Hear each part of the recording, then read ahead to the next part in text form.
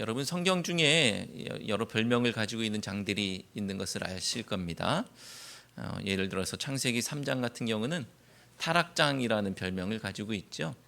아담과 하와가 뱀의 꼬임에 넘어가서 하나님 말씀하신 대로 살지 못하고 자신의 하고 싶은 대로 그렇게 살았던, 그렇게 타락했던 이야기가 담겨 있기 때문에 창세기 3장을 타락장이라고 우리가 별명을 붙입니다. 고린도전서 15장은 부활장이라는 별명을 가지고 있는데요. 거기를 보시면 부활의 이야기들로 가득 차 있습니다. 고린도전서 13장은 우리가 너무나도 잘 아는 사랑장이죠. 사랑의 특징들이 잘 설명되어 있습니다. 그렇기 때문에 그런 별명들로 부르는데, 고린도전서 12장도 별명을 가지고 있어요. 은사장이라고 그렇게 부릅니다.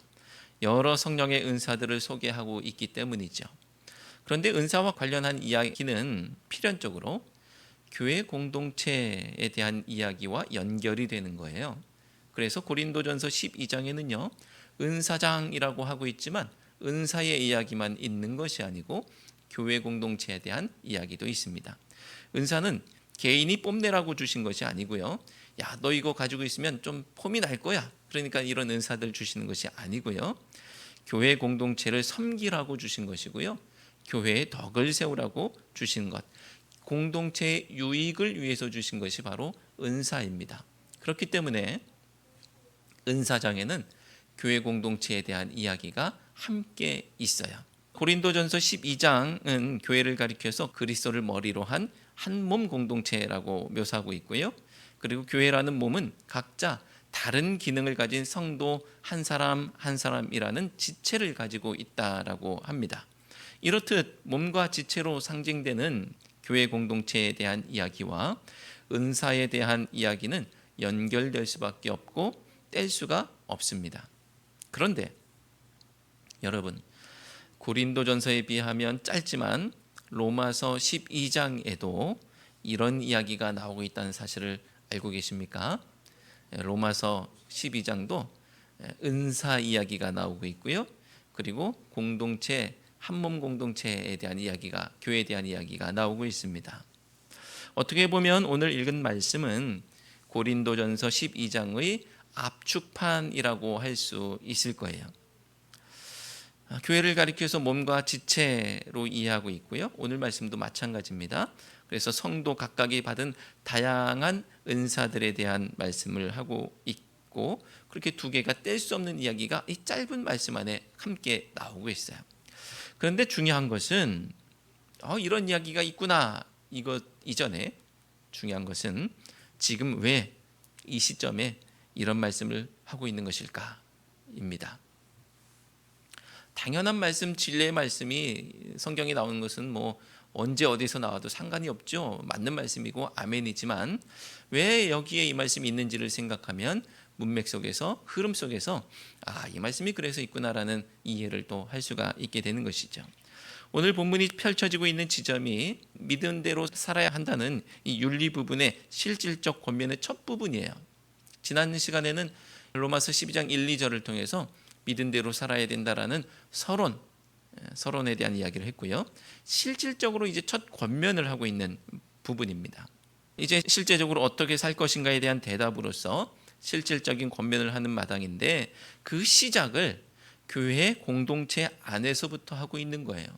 자, 어떻게 살 것인가? 믿은 대로 살아야 돼. 그래? 그럼 믿은 대로 어떻게 살지? 라고 했을 때 처음 시작을 교회 공동체로 하고 있는 것입니다.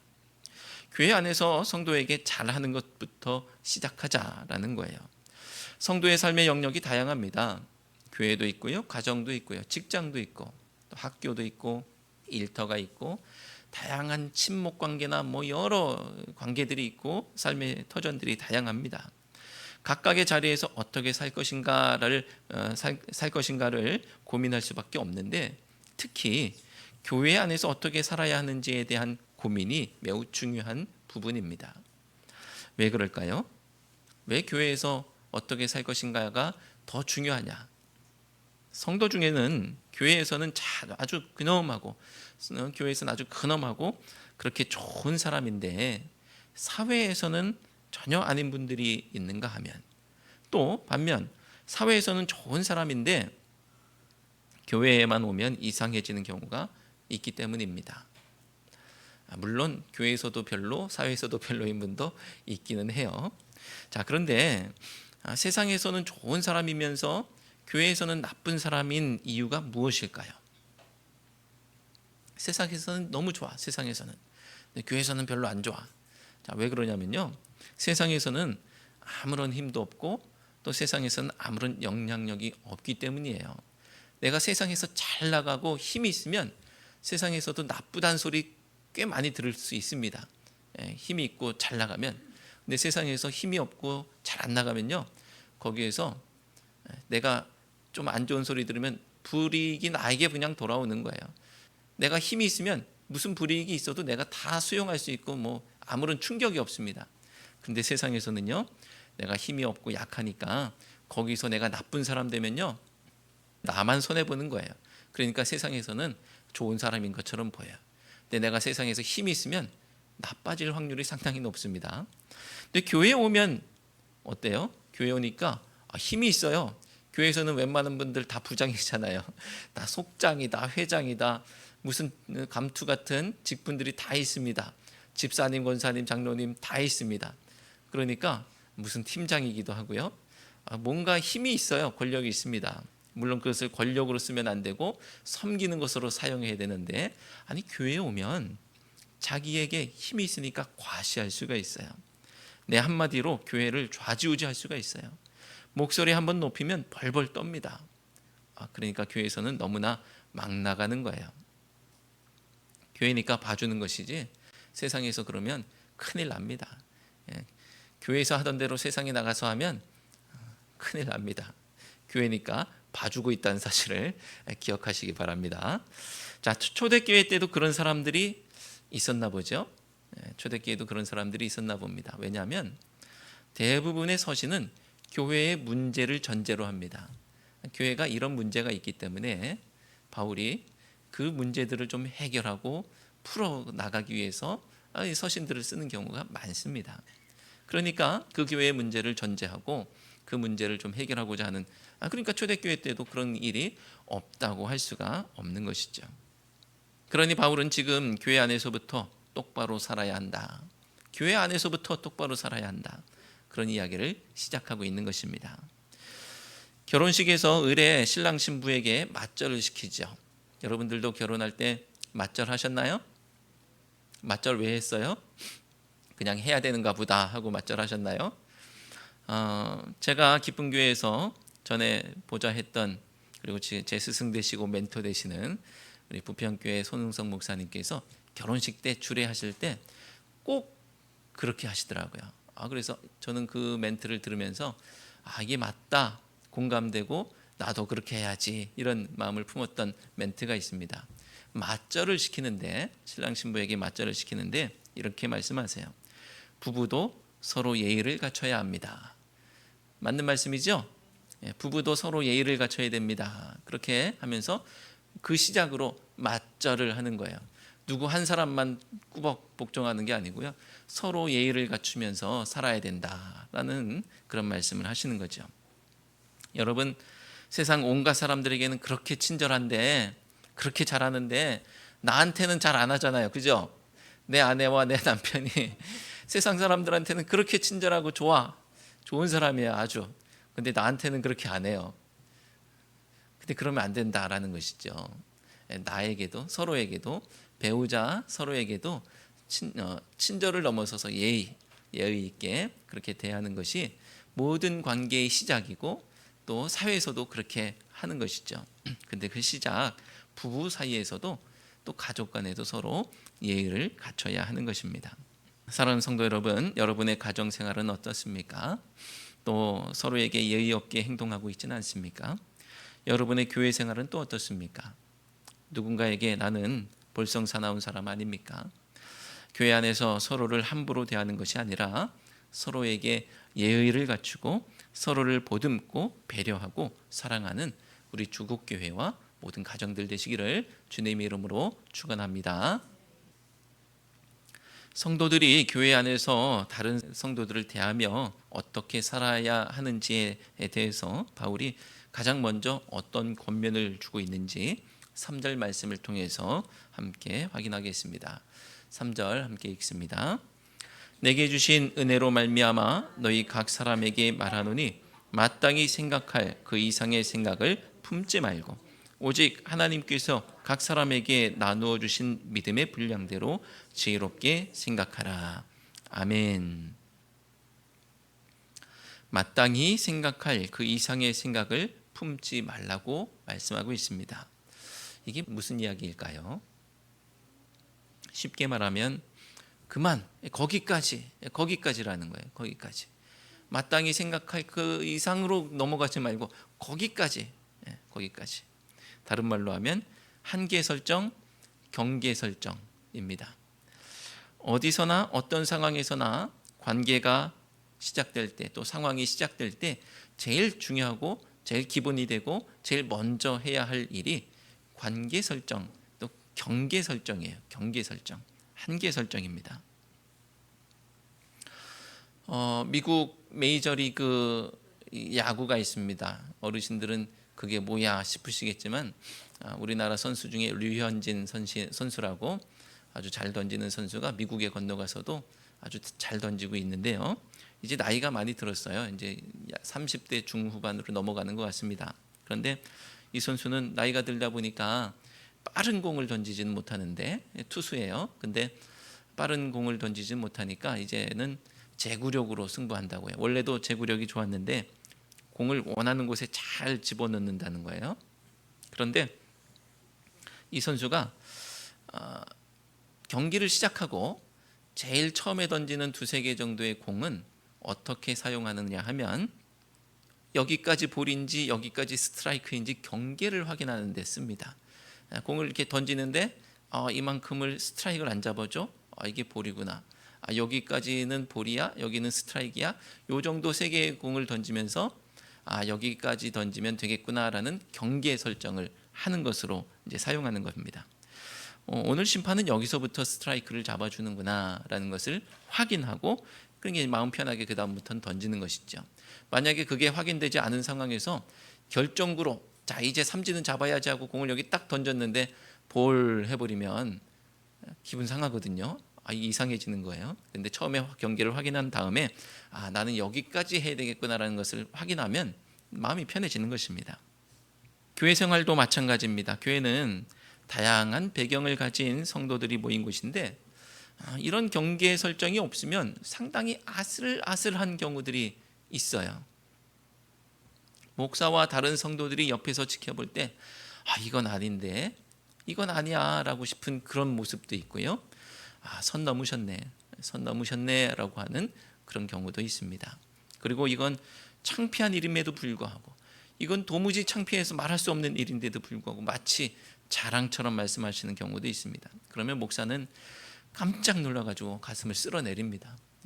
사랑하는 성도 여러분, 말씀하실 때 제발 생각을 하고 말씀하시기 바랍니다. 내가 말하는 것이 선을 넘는 것은 아닌가? 이거 교회에 덕이 되는 것인지 독이 되는 것인지 덕이 되는 것인지 독이 되는 것인지 생각하고 말해야 되는 거예요. 그 경계가 있어요. 경계를 넘어가면 안 돼요. 안 됩니다. 저도 사실 말 실수가 많기 때문에 누구에게 뭐라고 하기 참 어려운 입장이기는 하지만 경계가 무너지면 쉽게 상처받고 무너질 수 있기 때문에 그게 교회 공동체가 그런 특징을 가지고 있기 때문에 저를 향해 말하듯 여러분을 향해서도 권면을 드립니다. 교회에서 맡은 일에 어떤 경계 설정을 좀 잘 하시고요. 다른 사람들이 맡은 것이 있을 때 막 침범하고 그러면은 좀 위험합니다. 말도 내 감정을 쏟아내는 도구가 아니고요.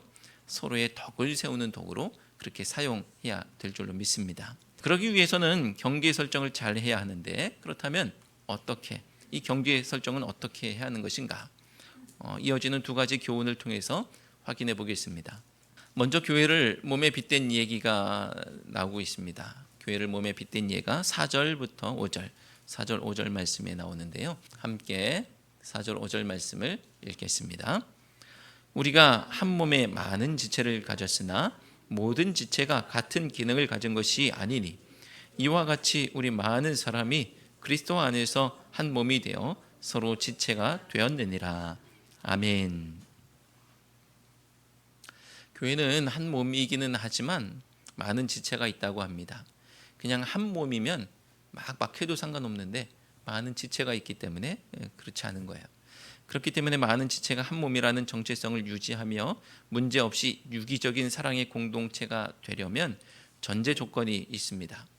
무슨 조건이 필요하냐? 그냥 한 몸 막 이 사람 저 사람 끌어다가 딱 붙여놨다고 해서 한 몸이 아니고요. 사랑의 공동체가 되고 유기적으로 끈끈하게 되기 위해서는 전제가 있는데 예수님께서 교회의 머리다라는 사실을 인정해야 하는 것이죠. 내가 교회의 머리가 아니에요.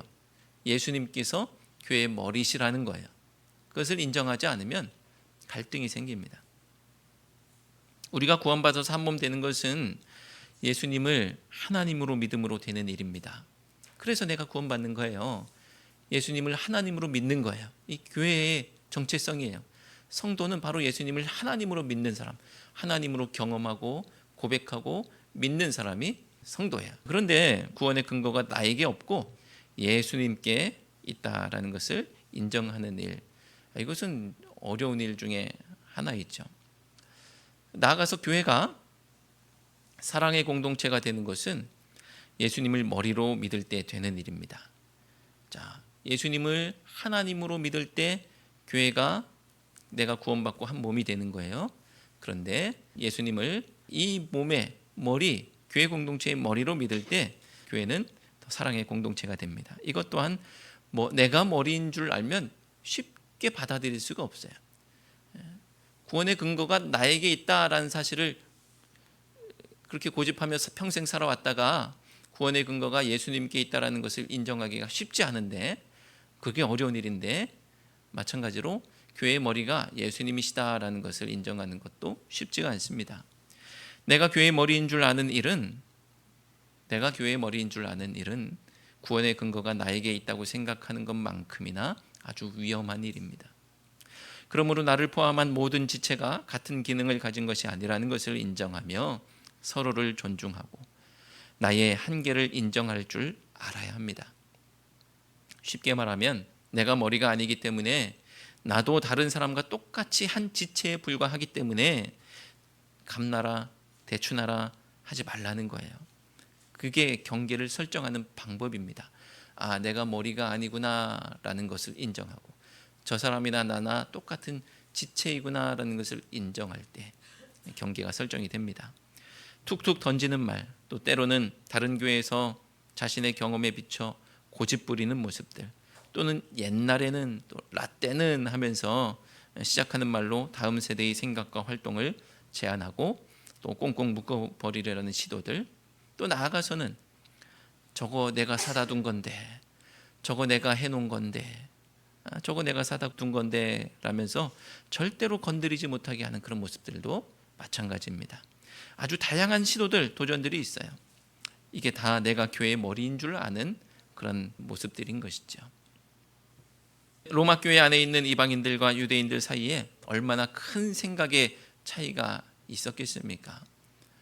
로마 교회 안에 다양한 사람들, 그 중에서 크게는 로마인들, 그러니까 이방인들과 유대인들. 그런데 다른 지체의 기능을 인정하지 못하고 나와 같아야 된다라고만 그렇게 고집하면서 참견한다면 갈등할 수밖에 없는 것이죠. 사랑하는 성도 여러분, 나는 전지전능하지 않습니다. 나는 교회의 머리가 아닙니다. 오직 예수님이 교회의 머리십니다. 모든 것을 내 생각대로 할 수 없습니다. 꼭 내가 해야 제맛이 아니죠. 다른 지체들도 각자의 기능이 있습니다. 감나라 대추나라가 아닙니다. 바라기는 많은 지체가 있지만 서로 응원하고 격려하며 한 몸을 이루어가는 우리 모두가 되시기를 주님의 이름으로 축원합니다. 자, 두 번째 교훈은 교회 안에 있는 각기 다른 다양한 은사들에 대한 것들입니다. 6절부터 8절까지의 말씀인데요. 함께 읽겠습니다. 우리에게 주신 은혜대로 받은 은사가 각각 다르니 혹 예언이면 믿음의 분수대로, 혹 섬기는 일이면 섬기는 일로, 혹 가르치는 자면 가르치는 일로, 혹 위로하는 자면 위로하는 일로, 구제하는 자는 성실함으로, 다스리는 자는 부지런함으로, 긍휼을 베푸는 자는 즐거움으로 할 것이니라. 아멘. 오늘 본문에서는 7가지의 은사를 열거하고 있습니다. 방금 전에 한몸 공동체, 지체와 몸에 대한 교회 공동체에 대한 이야기, 이제 은사에 대한 이야기, 고린도전서하고 비슷하다고 말씀드렸는데 이제 은사에 대한 이야기가 나오는데요. 여기에서 중요하게 읽어야 되는 말씀이 있습니다. 은사가 각각 다르다라는 것이죠. 은사가 각각 다르다. 모든 지체가 같은 기능을 가진 것이 아니다 라는 말하고 똑같죠. 은사가 각각 다르다. 모든 지체가 같은 기능을 가진 것이 아니다. 똑같은 말씀이죠. 오늘 말씀은 총 6절의 말씀인데 그 중에서 몸과 지체에 대한 말씀 2절, 은사에 대한 말씀 3절 말씀하고 있는데요. 다른 이야기가 아닙니다. 한 가지 얘기. 지체의 기능이 각각 다르듯 각자의 은사가 각각 다르고 그 다름을 인정할 수 있어야 한다라는 것입니다. 틀린 게 아니고 다르다. 그렇기 때문에 어떻게 해야 합니까? 4절부터 8절 말씀은 결국 3절 말씀을 뒷받침하는 것이죠. 3절 말씀을 다시 한번 읽어야 되겠는데요. 3절 말씀처럼 하라는 거예요. 3절 함께 읽겠습니다. 내게 주신 은혜로 말미암아 너희 각 사람에게 말하노니 마땅히 생각할 그 이상의 생각을 품지 말고 오직 하나님께서 각 사람에게 나누어 주신 믿음의 분량대로 지혜롭게 생각하라. 아멘. 이 말씀을 아까는 경계설정이라고 했습니다. 경계설정. 이번에는 이렇게 읽어보면 어떨까 싶은데요. 높은 마음을 품지 말아라. 높은 마음을 품지 말아라. 다름을 인정한다면 높은 마음을 품어서는 안 된다는 거예요. 오늘 말씀은 마땅히 생각할 그 이상의 생각을 품지 말라고 하고 있는데 공동번역 개정판에서는 이렇게 번역합니다. 여러분은 자신을 과대평가하지 말고 라고 하고 있어요. 내가 더 우월하다고 생각하니까 다른 사람들 하는 일들이 못마땅하고 참견하고 싶은 거예요. 나는 어떤 우월함이 있습니까? 유대인들은 율법의 우월함, 이방인들은 지혜의 우월함, 이런 것들을 내세우면서 다른 사람들보다 내가 더 높아, 내가 머리야 라고 생각했던 그런 모습이 있죠. 그러니까 서로 반목할 수밖에 없어요. 나도 머리고 저 사람도 머리인데 뭐 싸울 수밖에 없는 것이죠. 이런 시골 교회에 비하면 내가 다녔던 교회가 훨씬 크고 거기에서 경험했고 배웠던 것이 훨씬 우월한 것이니까 그렇게 보이기 때문에 여기에서도 그렇게 해야 한다고 생각합니다. 그렇게 말을 보태기 시작하면 수백 가지 다른 의견들이 충돌하게 되어 있어요. 내가 경험했던 것들 그게 다 맞다고 하면 충돌합니다. 그럴 때 나는 내가 제일 잘난 사람이라고 스스로 과대평가하는 것이 아니라 내가 제일 못난 사람이고 모르는 사람이다, 부족한 사람이다 라는 것을 인정하고 시선을 나에게로 돌리는 거예요. 시선을. 그러면 내가 맡은 일과 내 부족함을 채우는 일에 전념할 수 있게 됩니다. 다른 사람들 보면 저게 부족해 보이니까 그거 채우려고 해요. 근데 돌아보면 나한테 부족함이 엄청 많은데 그걸 못 채우고 있거든요. 시선을 나에게 돌리는 겁니다. 그러면 내 부족함을 채울 수 있고 내가 맡은 일에 최선을 다하게 되는 것이죠. 오늘 은사를 다루는 부분을 읽었는데 사실 이 부분도 길게 쓰고 있고 또 표현을 조금씩 달리하는 부분이 있기는 하지만 한 가지 얘기입니다. 무슨 얘기냐면요, 자기가 맡은 일에 전념하라는 거예요. 이 은사가 이 이야기가 뭐 되게 좀 복잡한 것처럼 보이지만 각각의 은사들에 대해서 교훈을 할 필요가 없습니다. 이 얘기는 무슨 얘기냐면 자기가 맡은 일에 전념해라.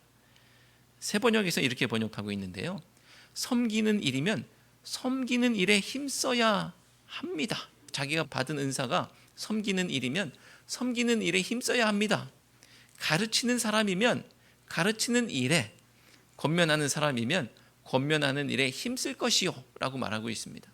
너 그거 네 은사 그건데 왜 딴 거에 자꾸 참견하고 있어? 왜 경계를 넘어가고 있어? 하면서 네가 받은 은사가 그것이면 그거에 힘써. 네가 맡은 일이 그거면 그거에 힘써라고 하고 있는 거예요. 맡은 일이 있고 자기 은사가 있는데 각자 지체가 고유한 기능이 있음에도 불구하고 자기가 다 아는 양, 자기가 가장 높은 사람인 양 다른 데 참견하고 감나라 대추나라 하지 말고 자기 섬김에 집중해라 라고 말씀합니다. 그렇게 할 수 있는 이유가 무엇인가요? 각자에게 은사가 있고 각자의 기능이 있기 때문입니다. 나만 은사가 있고 나만 기능이 있는 것이 아니기 때문이에요. 그리고 내가 가진 것이 우월한 것이 아니기 때문입니다. 다른 것이지 우월한 게 아니에요. 고린도전서 12장부터 14장에 걸쳐서 은사에 대한 이야기가 장황하게 나오고 있는데 그 이유가 있습니다. 자기가 가진 은사가 최고라고 여겼던 거예요. 고린도 교회가 가지고 있었던 문제, 영열광주의자들이라고 하는 사람들이 다른 은사를 가진 사람들을 향해서 방언도 못한다면서 예배 시간에 일어나서 뜻도 알 수 없는 방언을 쏟아내고 스스로를 높이고 과대평가했었던 것입니다. 스스로를 과대평가했어요. 그런데 지금 로마서에서 여러분 자신을 과대평가하지 말라고 하고 있습니다. 왜 그런 말을 하고 있습니까? 로마 교회 안에 그런 사람들이 있었기 때문이죠. 특히나 그런 사람들은 스스로도 높게 여겼고 객관적으로도 저 사람은 좀 뭔가 있어라고 하는 어떤 강한 사람이었습니다. 유대인들은 율법과 선민의 우월함으로 이방인들을 향해서 높은 마음을 품고 스스로 지혜 있다고 하는 이방인들은 유대인들을 향해서 야만인이요 우둔한 자라고 했습니다. 로마 교회 안에 있는 서로 과대평가하고 서로를 깎아내렸던 그런 모습, 그냥 다른 것임에도 불구하고 내게 더 높은 거야라고 생각했던 그런 모습들. 그래서 바울은 교회에 대한 바른 이해의 바탕 위에서 교회의 덕이 되고 서로를 세우며 유기적이며 사랑하는 한 몸이 될 수 있도록 교회 안의 사람들 또 성도들을 향해서 어떻게 대할 것인가에 대해서 말씀하고 있는 것입니다. 마땅히 생각할 그 이상의 생각을 품지 말아라. 그것이 지혜로운 생각이라는 거예요. 사랑하는 성도 여러분, 교회를 사랑하기 때문에 입이 근질거릴 수가 있습니다. 하지만 그럴 때 교회를 사랑하기 때문에 입을 닫는 거예요. 높은 마음, 교만의 마음이 아니라 낮은 마음, 겸손의 마음을 품는 것입니다. 그리고 머리 대신 예수님을 믿으시기 바랍니다. 예수님께 다 생각이 있으세요. 머리 대신 예수님이시기 때문에 생각은 예수님께 있어요. 내 걱정 안 해도, 내가 걱정하지 않아도 예수님이 알아서 하실 것입니다. 그럴 때 우리 주곡교회가 아름다운 공동체가 될 줄로 믿습니다. 기도하겠습니다. 하나님, 성도로서 이 세상을 살아가는 것이 쉽지 않습니다. 준비가 필요하고 또 기도가 필요한 일인 것을 너무나 잘 알기에 모든 것을 주님 앞에 맡겨드리며 그렇게 간구합니다. 하지만 교회 생활은 아무런 준비도 없이 기도도 없이 그저 아무렇게나 하면 되는 줄 알았습니다. 그렇게 얼마나 많은 성도들 또 형제 자매들에게 상처를 주었는지요. 이제 끈끈한 사랑의 공동체를 이루기 위해서 예수님께서 머리이심을 인정하고 다름을 인정하고 마땅히 품어야 할 생각을 품고 살아가는 저희 모두가 되게 해 주옵소서. 예수님의 이름으로 기도드려옵나이다. 아멘.